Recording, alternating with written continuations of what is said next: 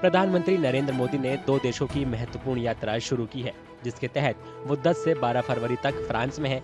उसके बाद पीएम मोदी 12 और 13 फरवरी को अमेरिका की यात्रा करेंगे। राष्ट्रपति डोनाल्ड ट्रंप के दूसरे कार्यकाल संभालने के बाद पीएम मोदी की ये पहली अमेरिकी यात्रा है। इस यात्रा का मकसद द्विपक्षीय साझेदारी को और मजबूत करते हुए प्रौद्योगिकी, व्यापार, रक्षा, ऊर्जा, सप्लाई चेन को आसान बनाने और वैश्विक सुरक्षा चुनौतियों जैसे प्रमुख मुद्दों पर फोकस करते हुए भारत अमेरिका संबंधों को और मजबूत करना है। We have seen that there are reports that he slapped duties of about 25% on steel and might do so on the aluminum, two major items that we are also exporting. Likewise, we have the problem that he has sanctioned Chabahar port in Iran to put pressure on Iran, maximum pressure. But at the same time, it is also very important for Central Asia, Afghanistan, and for India's connectivity with that.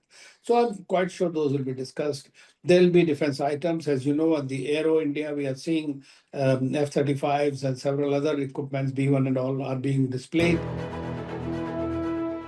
PM Modi की अमेरिकी यात्रा का मुख्य focus व्यापार संबंधों पर होगा, जिससे मौजूदा व्यापार चुनौतियों को हल करने की दिशा में बात होगी। राष्ट्रपति ट्रंप पहले भी अमेरिकी उत्पादों पर ऊंचे आयात शुल्क को लेकर भारत की आलोचना कर चुके हैं। हालांकि भारत ने सद्भावना के तौर पर नए बजट में आयात शुल्क कम कर दिया है, जिसमें हाई एंड मोटरसाइकिलें भी शामिल हैं। What President Trump is doing it, he's saying that he's going to impose more tariffs. That is not to equalize. That is to create revenue for his own country and own himself for the border tax. So that is something being protectionist. At the same time, the India has to protect. It's a country which is developing country. It has to protect its industry. That is normal. And what we are doing is permissible under the World Trade Organization rules.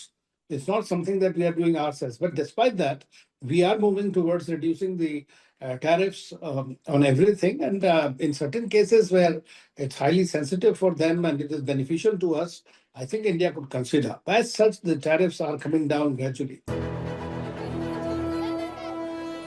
दोनों नेताओं की चर्चा में Indo Pacific सुरक्षा और आतंकवाद विरोधी मुद्दा प्रमुख होगा, जिसमें भारत को F-35 लड़ाकू विमान बेचने की अमेरिकी पेशकश भी शामिल है। चीन की बढ़ती आक्रामकता पर साझा चिंताओं के बीच दोनों देशों द्वारा रणनीतिक सहयोग को और मजबूत करते हुए संयुक्त सैन्य अभ्यास और प्रौद्योगिकी साझाकरण समझौतों पर भी बात होने की उम्मीद है। We would be happy to look into that, and I think the main aim of President Trump, who in many ways is a transactional deal maker, is to put some pressure on us on tariffs so that in return we buy more U.S. defense-related equipment. I think that is a possibility. There would be a negotiating team set up, and I'm sure over the course of 6 months to 8 months, you would find some major defense deals coming up between the United States and India. That is my perception. Trump प्रशासन के द्वारा अवैध अप्रवासियों के तौर पर 100 से अधिक भारतीय नागरिकों के हालिया निर्वासन के बाद अमेरिकी आव्रजन नीतियों, खासतौर से H-1B वीजा मुद्दा दोनों पक्षों के बीच चर्चा का केंद्र बन सकता है। भारतीयों के लिए वीजा आवंटन में संभावित कटौती पर चिंताओं के बीच भारत को स्टूडेंट वीजा और कुशल श्रमिकों के लिए H-1B परमिट सहित कानूनी प्रवासन के मुद्दे पर सकारात्मक भरोसा मिलने की उम्मीद है। H-1 visa will remain a very important factor for us, because large number of Indian companies are also operating in America. Besides this, American companies also wanted Indian tech savvy workforce from India, which is doing. Earlier, they said President Trump said that he would ban this H-1B visa, but now he's talking about that he wanted smart and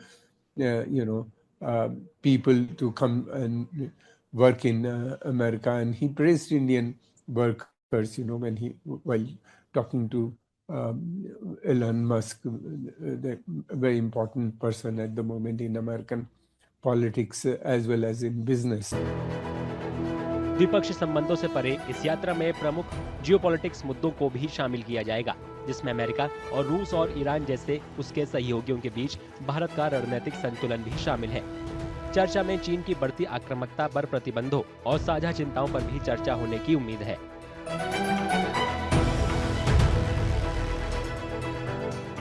गर्मियों की छुट्टी होने वाली थी, मेरे पापा आने वाले थे, तो हम लोग सभी खुश थे। तो मैं एक बेड पे चढ़ के डांस कर रहा था।